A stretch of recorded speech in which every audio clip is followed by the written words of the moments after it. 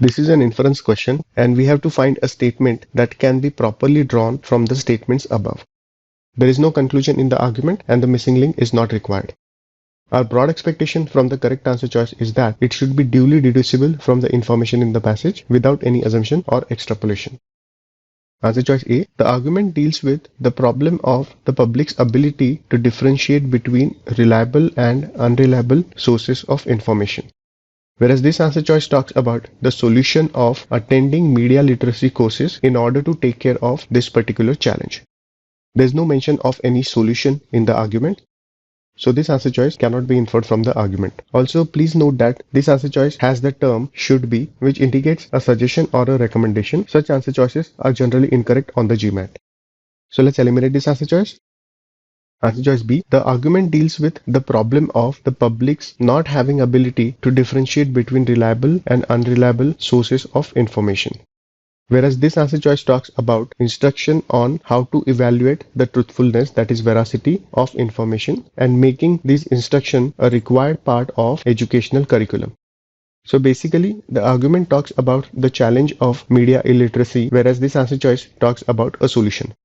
The argument itself has no suggestion regarding any solution. So this answer choice cannot be inferred. Also, please note that this answer choice 2 contains the phrase should be, which indicates a suggesting or recommending tone, and such answer choices are generally incorrect on the GMAT. So let's eliminate this answer choice. Answer choice C. The argument talks about the challenge of the public's lack of ability to differentiate between reliable and unreliable sources of information.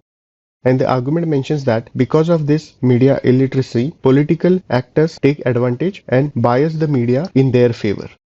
So it can be inferred that because of media illiteracy, young adults are not able to take the correct decisions when it comes to making political decisions. In other words, it can be inferred that if all young people are to make informed voting decisions, many of them must learn how to differentiate between reliable and unreliable sources of information. Because by doing so, they will not fall prey to biased media and political actors may not be able to sway elections in their own favor. So this answer choice can be inferred from the argument. A good answer choice. Let's keep this on hold.